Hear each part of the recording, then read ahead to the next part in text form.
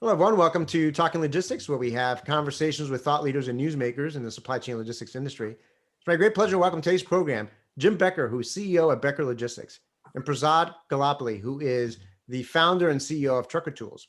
And today we're going to talk about freight brokers. How do you map and manage your digital transformation journey?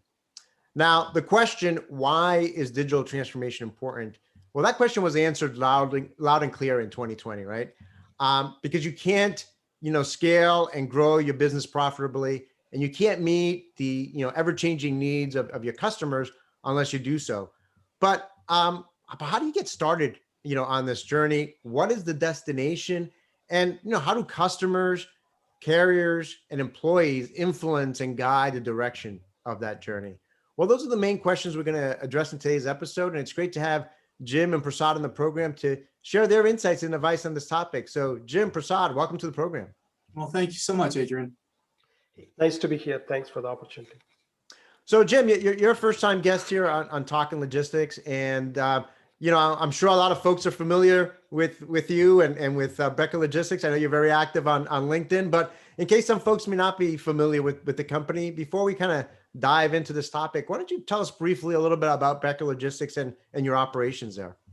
Yeah, no problem. We've been in business now for 24 years. This May of 2021 will be the 24-year anniversary. So we've been based in the Chicagoland area, but we then opened up to 6-7 offices throughout the United States and Canada.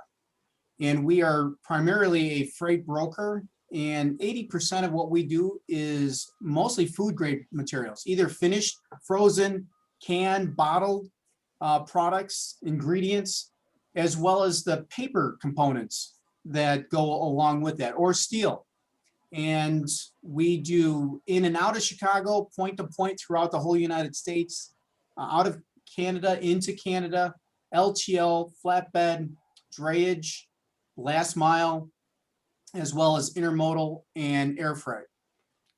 Great. Well, 24 years. Congratulations. That's a great milestone. And obviously, even though core focus there in that industry, very diverse, set of modes and services there.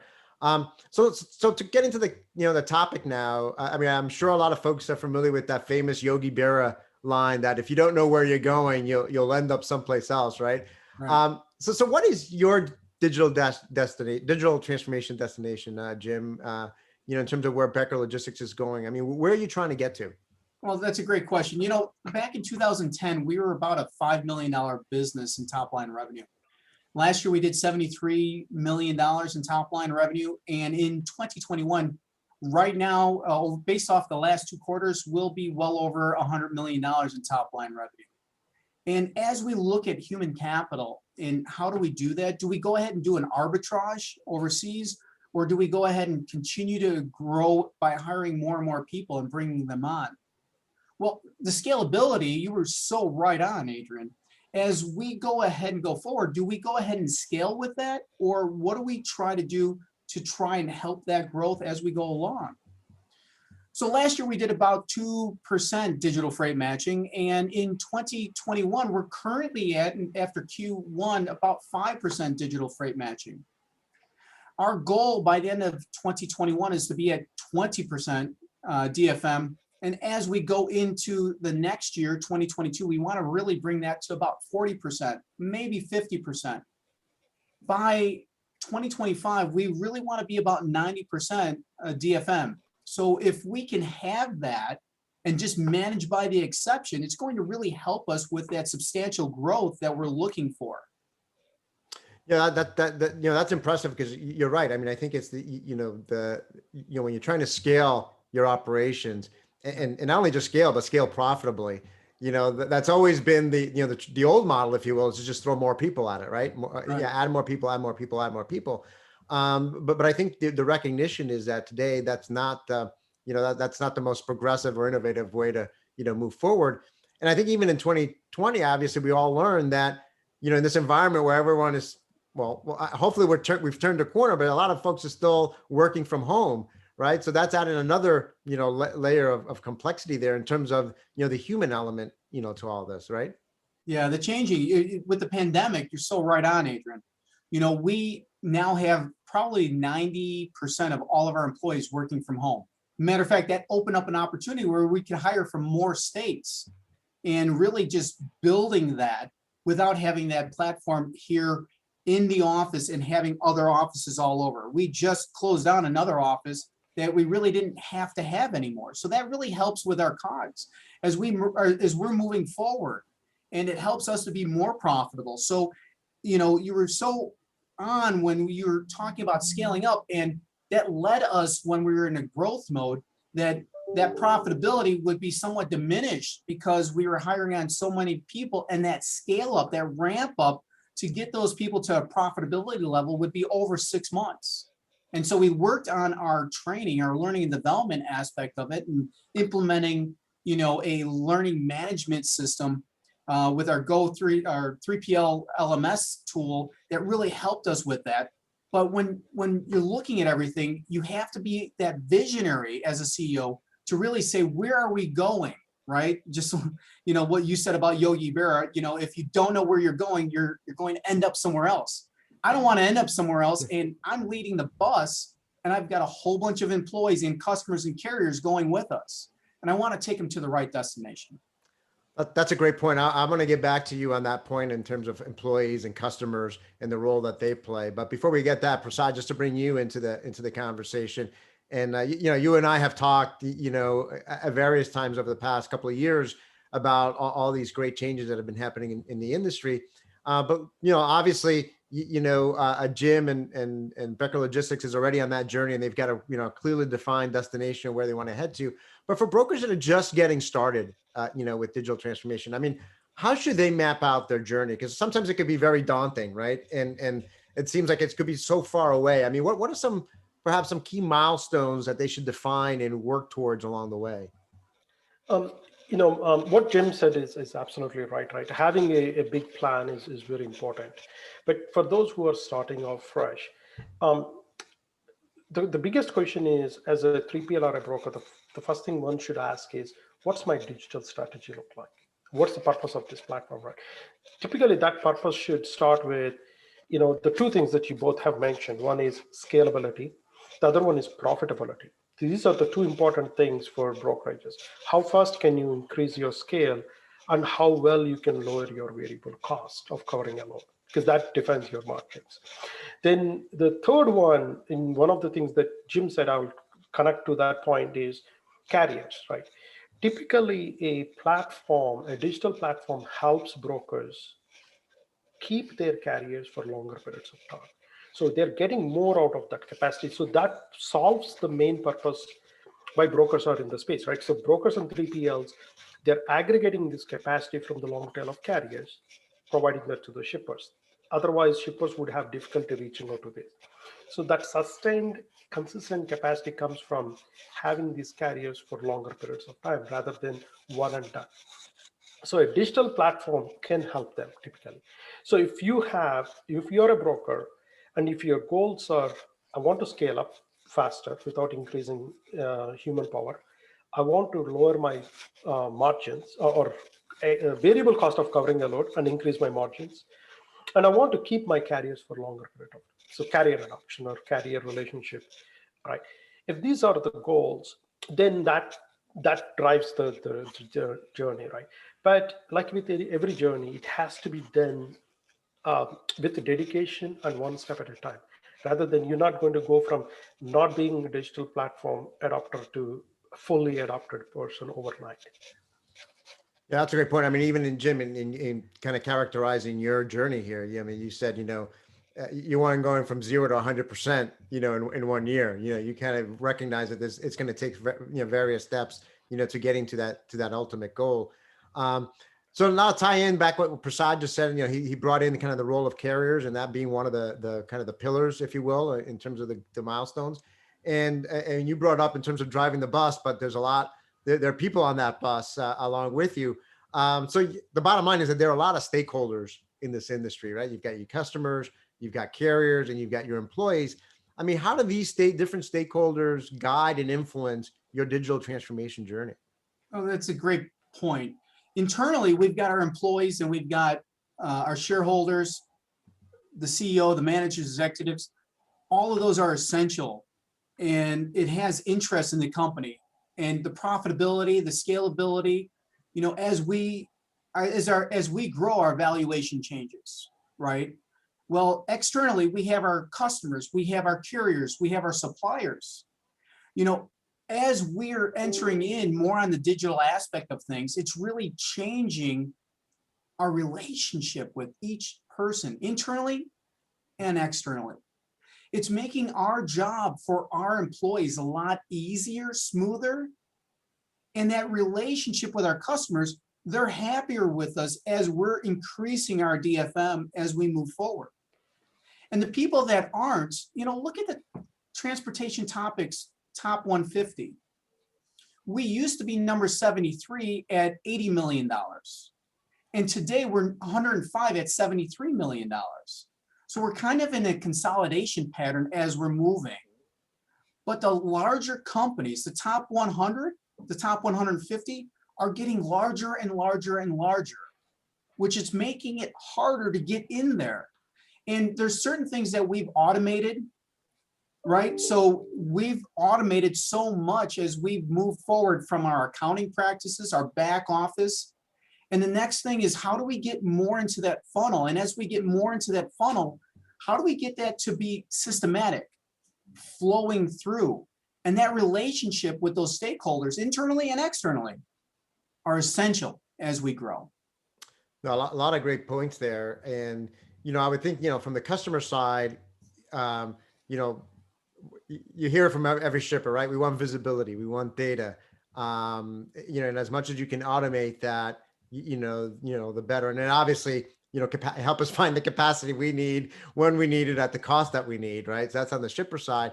And then, you know, the carriers are obviously a big part of that in terms of, you know, making it easy to work with them and being able to keep their trucks moving. And then from the employees, I mean, you talked about making their job easier. I mean, is there any kind of, you know, fear or resistance to say, hey, are we going to get replaced with technology? You know, you hear all this buzz from around AI and technology and machine learning and robots.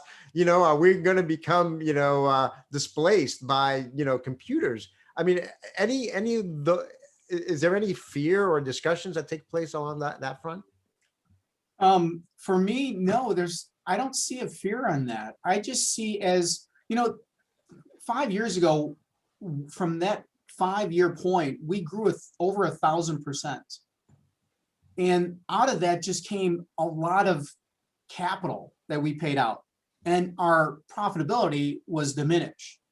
You know, in order to be profitable and do the things that we need to do, right, especially bootstrapped, you know, us going from in the last 24 years and doing an acquisition and now an acquisition mode again, it doesn't come naturally. You have to build up those proceeds and that capital to really do what you need to do.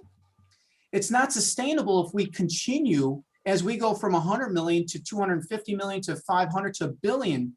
It's not sustainable if we don't have that capital. And the only way to do that, as you do a regression analysis, you really need to say, we need to do this better, smarter. And the only way is to do it DFM. If we can do it DFM, and when we do it DFM, it allows that ease as we go out. And those people that are here, they're not going away. Our employees are safe. They're going to be managing by those exceptions.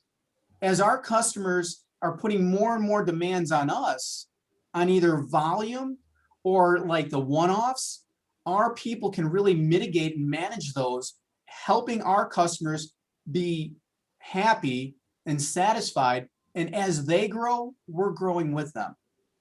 Yeah, I love that point. And I think that, you know, what I often find is sometimes when there is some resistance to technology or fear of technology, and then they see the benefits.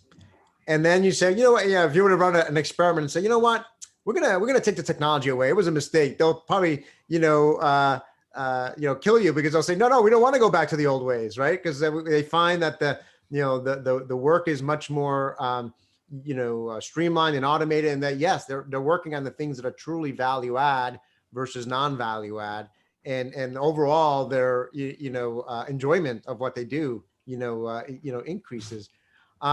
So Prasad, back to you, kind of keeping with this kind of journey, motif, if what you pack for a journey is also, important. So from a technology standpoint, I mean, what technology tools and capabilities must freight brokers, have in the digital transformation backpack? That's the most important thing is the technology there, right? But I think Jim covered the processes, people, the two other big important parts of this journey. Now, when you evaluate technology, I think the first and foremost thing is for a digital platform, there's a lot of noise. We live in a space, where there are a lot of buzzwords now. Jim's smiling at it because he's probably heard a lot more in this journey, and we spoke about it quite a few times. A lot of buzzwords. I think we got to really be able to take away the noise away and focus on what is the true value of a digital platform. So in my viewpoint, I think a digital platform is one that has real information, not a lot of noise. So typically the biggest concerning thing in transportation in our segment is every system has a lot of noise that most of the companies like, Jim's company, as they are growing bigger and bigger, they have to fight and weed out all this noise, not having real loads, not having where the trucks are actually available or where the truck is when you're using the visibility, or not getting the documents back on time, like 4 or 5, days or maybe weeks. Right? We're dealing with stale and noise. So a digital platform is one that has true information, real-time information. The second part is digital platforms should have the live connectivity. So when you are a broker, you need to be able to connect with the carrier on a live connection. That is the most powerful thing, as opposed to, let's say if I send an email, I don't know if you got it or if you're reading it. That's the reason why people are, using, text messages. And now we're going into, I can see when you saw my text, right? Kind of a thing. That live connection is what makes, because these are not one-off conversations. When a broker gives a load to the carrier, it's not about, hey, here is a load, deal with it. There's load, more has to come back. Have you arrived? Have you picked up this load? What's the weight of the load? What's the bill of lading? Can I get the document back so that I can process my information with the shipper? All of it is tied. So that live connection. If a platform doesn't have these two, then they're just basically, just noise in the space, because they're adding to the troubles here. They're taking us away from that. So when brokers are evaluating, these are the two things that they should look at. Oftentimes we live in a space because brokers aggregate the long tail of carriers. Mobile technologies have a huge value or impact in this, because they are very easy for the carriers to carry out.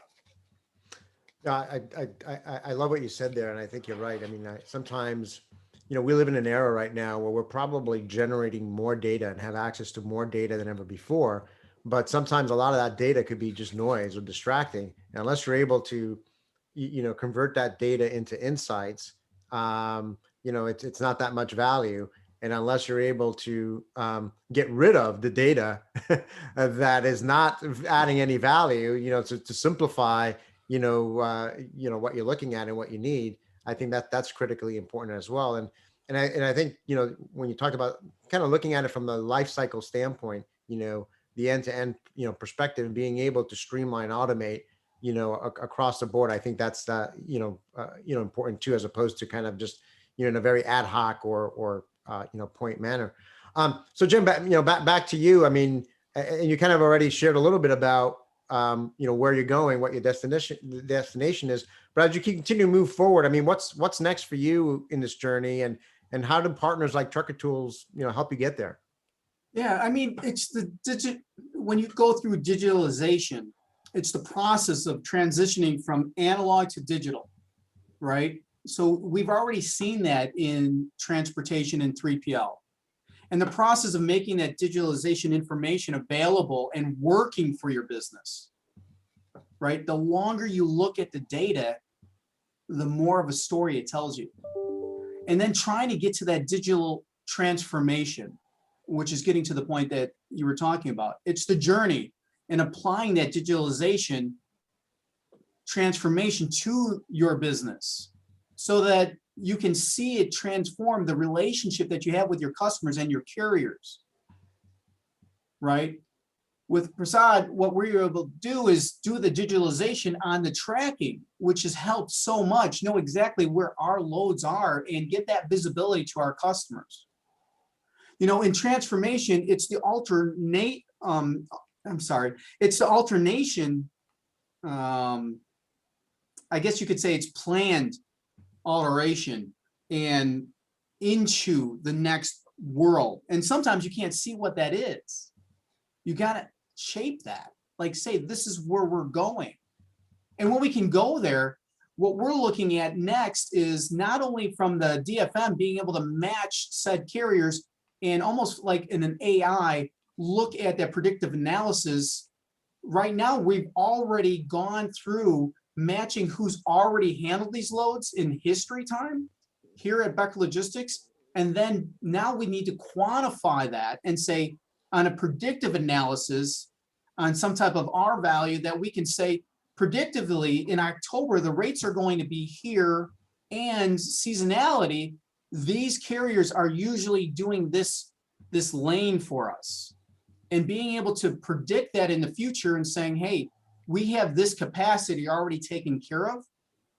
We need 5 more trucks per day on this lane in October when we're in April. When we can look at that and then also be able to feed an RFP into it and get that data back in minutes and then manage by exception and have that predictive analysis to say, most likely that confidence level that these rates are good are above 95%. If we can get to that level, or better yet, when we get to that level, that transformation will actually have occurred and we'll be living that dream and we'll be closer to that 90% of digitally freight matched freight. You know, as you were talking, and I'm an engineer by background. I started my career as a material science engineer. So I love numbers. You were talking about, you know, our values and, you know, of course, all this predictive analytics is all mathematics and everything else.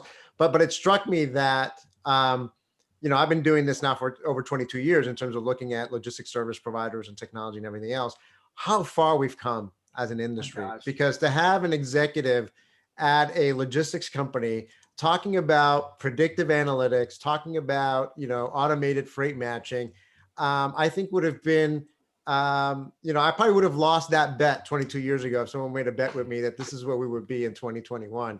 So I think it's exciting, you know, and I think it's a testament that, you know, unless your peers in the industry are thinking the way you're thinking and the others that are kind of on this journey as well, it's going to be very difficult for them to, you know, continue to succeed, continue to grow and scale everything we've talked about today, because it truly is, on the one hand, this remains a people-oriented business, right? People aren't going away. It's a relationship business, and relationships matter. Relationships with carriers, relationships with shippers, relationship with your technology partners, you know, all the stakeholders. It's still a very much people-driven industry, but man, you can't discount the role that technology is playing as well. And if you don't invest in that area, it's going to be very difficult, right? Absolutely. You know, you bring up a really good point. As we're in acquisition mode and we're looking for 2 targets this year, I'm looking at and meeting with a lot of business owners that didn't follow along in that technology. You know, as TensorFlow and Python and R are out there, you know, I started out in computer programming. That's what I was supposed to go into in the early 90s. And looking at this now and how that is so relevant to what we're doing. And if you're not on these platforms, either with a third party or developing your own, you're going to be left behind. And it's going to be so much harder. And that's where you're seeing that shift. And that shift is happening. I mean, you know, for us being ranked at 105th at 73 million, you know, I'm thinking to myself, is next year, you know, 2021, are we going to be ranked 105th at 120 million? Is my question. And what about all those other people that are at 10 or 15 or 20 million? Where are they now ranked? I mean, if you go back in history, there's been what, 35,000 MC numbers for freight brokerage? only 150 companies have ever made it past that $100 million threshold. Right? I mean, right now, things are going quicker and quicker and quicker. And if you're not in the Internet of Things and you're not following that journey, you will be left behind. Absolutely. And Yeah. I would Go ahead, add one Prasad. thing to, I think what Jim said is absolutely right. What we are seeing is, the brokerages, 3PLs that have adopted to technology or adopting to technology are seeing a growth. I mean, the last 1 year, I can say the growth has been significantly different than those who didn't adopt to technology. And that gap is widening by day. Like, I think Jim is dead on that I think the more you adopt to technology, the more you have to adopt to technology. It's a nice cycle too, because you're growing. You're no more, so, like Jim said, he's no longer a 100 million brokerage. Now he's 400 and still trying to expand to become a billion, right? It's all in the size at this point. And one, I think I'll also attribute to our overall economy is growing. Our overall economy is growing, so the opportunities are opening up. And this is one of the key points a lot of people have mentioned to me is there is a structural change coming from shipper going directly to the carrier to shipper going to the broker. The broker market, broker freight has been consistently increasing. So over a period of time, I feel like the broker space is going to play a bigger role in that relationship. Yeah, that's a great point. That's always been a subject of debate, right? Because I think a lot of folks say, well, brokers are just middlemen, right? Or just but they play an important role, right? They're more than just a matchmaker, if you will. And to your point, if they would have been disintermediated, it would have happened already. And I think that there's a reason why that hasn't happened yet. So as a way to wrap up, I mean, this has been a great conversation. So Jim, I'll start with you, and then Prasad, you can add your thoughts. I mean, what is the biggest lesson learned so far for you, Jim, as you've been on this journey and as you think ahead towards the future? What biggest lesson learned so far? I would say the biggest lesson learned is don't be afraid to invest the capital into the digital wave. Because if you don't invest the capital and invest into the future, you won't have a future. You truly won't.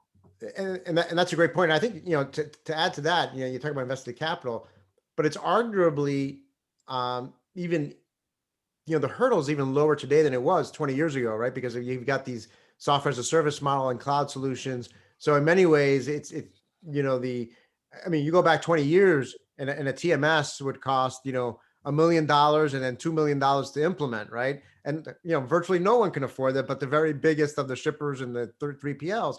But today that hurdle has come down significantly.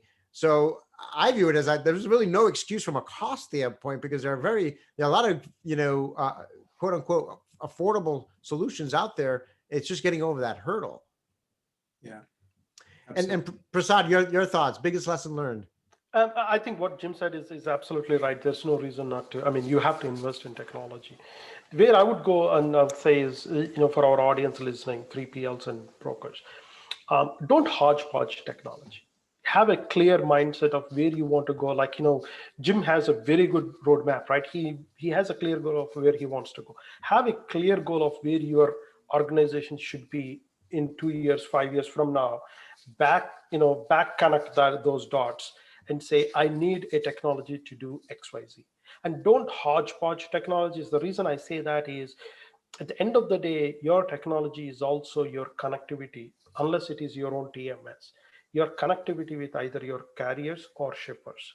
Now, it's very important on the carrier side, because their strength drives your strength as a 3PL to your customer who is a shipper. So provide a technology that you can keep a bigger group of carriers onboarded, keep them happy and profitable. So I think that is the key thing in my viewpoint. Great. Well, Jim, Prasad, as I always say at the end of our episodes, we always just manage to scratch the surface here, but you both provide some great insights and advice and food for thought. So Jim, Prasad, thank you both for making the time to be with us today. Yeah, absolutely. Thank you very much, Adrian. Appreciate it. And Prasad, great always to be with you, my friend. Thank you. Well, thanks for the opportunity. Always enjoy these calls. And Jim, thanks for joining this.